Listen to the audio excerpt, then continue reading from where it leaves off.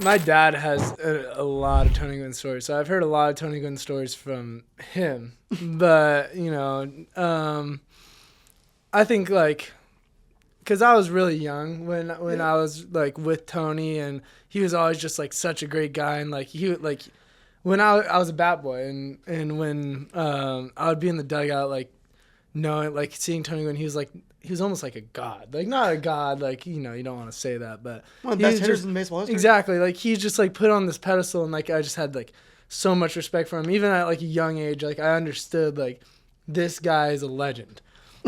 But I mean, my dad has so many good stories with him. But honestly, like what I think about is just like one of like the most like humbling things, and like getting to know him, and like everybody talks about like his laugh and everything. He was just such a good guy, and when I was 12 was when he passed away, and being able to go to, I think the Petco Park like funeral was one of the cooler things ever. Just seeing like how much he impacted the city of San Diego was just like amazing. Like Petco Park was almost like sold out with how many people that came to that, and like being able to like sit up close and just like listen to what everybody had to say about him, just like how much he affected people's lives was awesome. And what's crazy is like not a lot of people talked about baseball when like they talked about Tony Gwynn at his funerals. They talked about what he was like as a person, how like they made him feel better about themselves, and being at SDSU, like it was cool like how much he like loved San Diego State, and like how much he embraced it. And like one of the stories that I remember is like whenever a new person came into the athletic department, to the baseball team, is at State, the fight song is very big, and he made sure everybody at SDSU in the athletic department or on the baseball team knew the fight song. I thought that was just like really cool.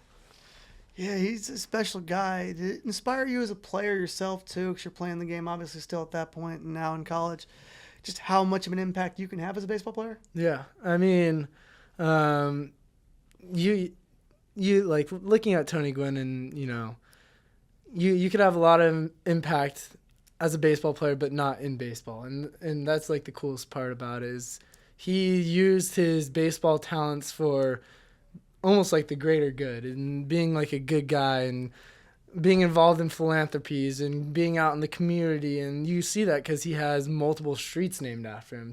Tony Gwynn Drive is right at Petco Park, and just like you could use baseball for good, and I think Tony really did that, and that was cool. And his legacy lives on. I mean, we're still talking about him right now. Talking about your time at San Diego State, the one thing that I have been fired up to talk about in the show, you were top 20 in the country your freshman year in bunting. Yeah. I was actually much shorter baseball career than yours, but I was my father coached me all the way up to 9th grade. And I used to, my signature was the bunt. So I've never gotten to talk to anybody on a podcast about bunting. When did you learn to bunt? And you got that into the toolbox early. Yeah. So, there was kind of like a hole at third base. We didn't really have a third baseman because our normal third baseman was playing first base because somebody went down with an injury. And, and I was a freshman. I was still learning a lot, but I did have a really good glove. And so I played a lot of third base, and I knew it, and I batted ninth, and I knew like, hey, if there was a runner on first and I was coming up, I'm getting the bunt down. Like that's what I'm doing. That was my job. That was my role, and I'm turning the lineup over with a runner in scoring position or something like that. So yeah, I mean, like I knew most of the time I was like doing some type of skill, whether that was hit and run, something like that. But yeah, I put a lot of bunts down my freshman year. It was pretty cool. Yeah. Yeah, is that a tool, just being a coach's son, that you learn in your bag? I feel like it's something that more players in both baseball and softball should be learning how to bunt. You see a lot of guys come up, and it's embarrassing. You got that situation. Moving a runner over would be huge. And you see someone, and this is all the way up to the majors. Like, people they're horrible at it. Oh, yeah. I don't understand. Like, is that something your father always had you learning? Because obviously you were able to do it effectively, but I can't believe how many people are terrible at bunting. It really bothers me. At the end of the day, bunting is like, it's not a simple task, but it's really, can you get the job done? Like it's putting the bat on the ball and making sure it goes down, seeing it down, and going to the correct side. And I mean, it is kind of a lost art because not a lot of people do it anymore. The Padres, honestly, did it a good amount this season. They bunted a good amount, but yeah, you don't see it a lot that much anymore. But that was one of like the tools that my dad said, like, you know, if I wanted to play as a freshman and be in the role that I was in, was I had to be able to skill, which is hit and run, slash, all that, and be able to bunt. And I knew that when there were runners on base with less than 2 outs, I was probably going to bunt. So that's something that freshmen here or anywhere can learn too. Oh, for sure. You want to find any way possible. It doesn't matter what sport you're playing. When you're a freshman, you want to find any way possible to contribute to your team. And that's a great way to contribute. There's a lot of cases where, have you ever been pinch hit into bunt before? Yeah, my freshman year, I was pinch hit to bunt multiple times.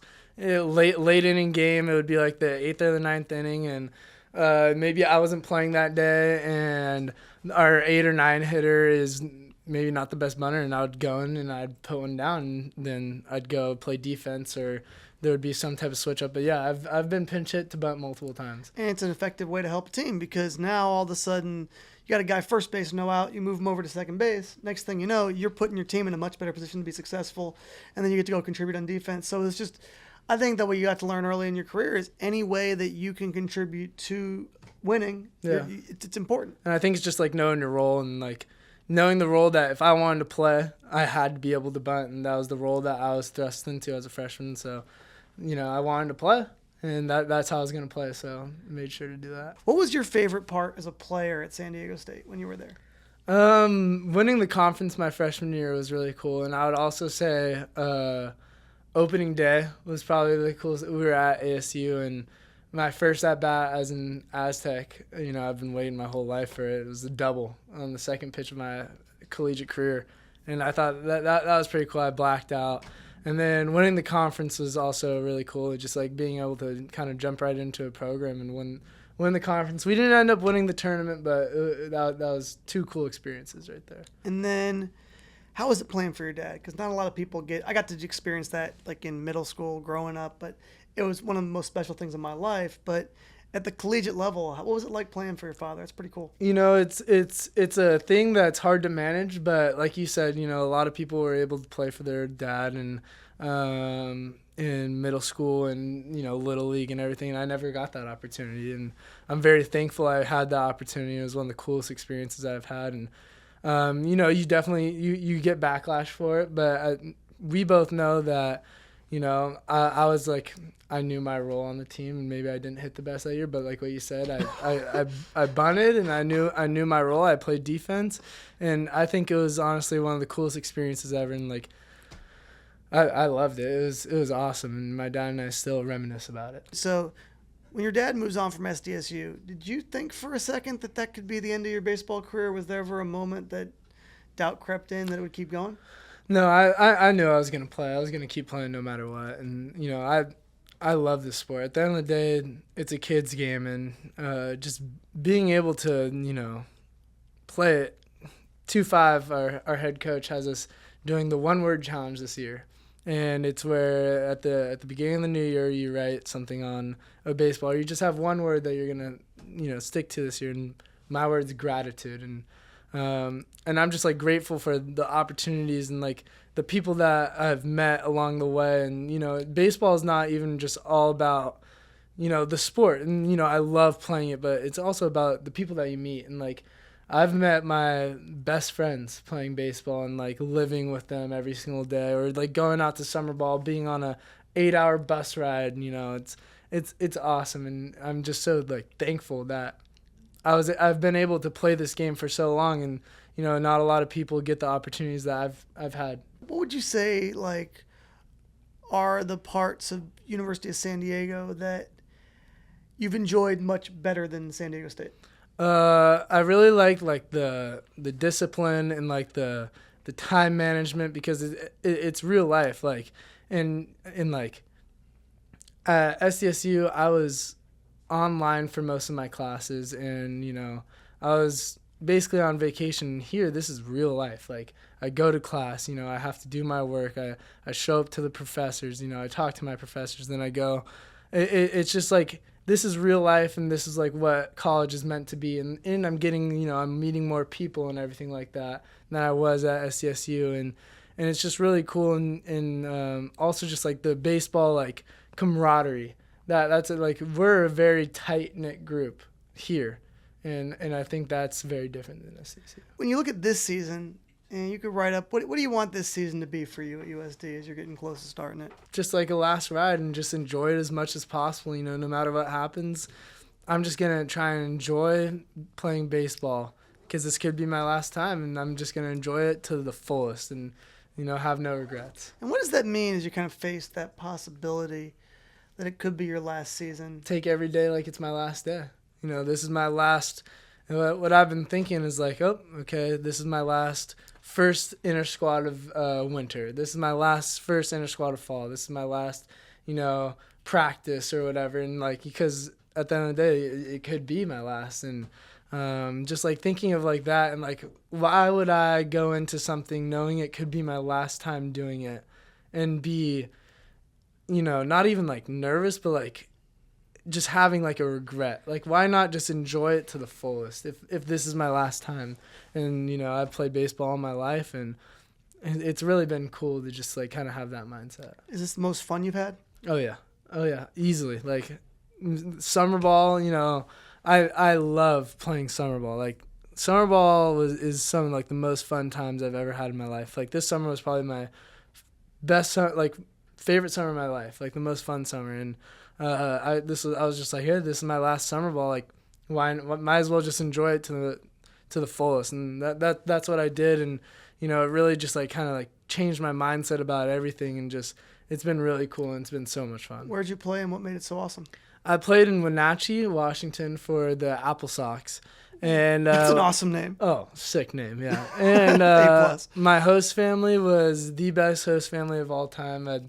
Honestly, I could talk about them forever. I love them, and I talk to them all the time still. And just like having them there was awesome, and just like the people, and going to experience Canada, like going to Nanaimo, or we were right outside of Vancouver, and Edmonton, Victoria. I mean, like that's an experience that I'll never have probably again. Like I don't plan on ever going to Edmonton, Canada again. Or you might. No, I might. Yeah, but or like Nanaimo, Canada. But like being able to have like that like experience is just like so cool, because I mean it's a beautiful place. I mean it's so pretty, and I've never been, but it's supposed to be one of the most beautiful places. Like you're talking about probably the place that most people would consider the most beautiful place in North America. Summer in the areas you were in might be the most beautiful North America gets. Oh yeah, and I realized that when I was there, and like we would be on 8-hour bus rides, and like people would think like, oh, 8-hour bus rides suck, but I absolutely I love the bus rides. I would look out the window, but like being able to like you're stuck in a confined space with all of your like boys.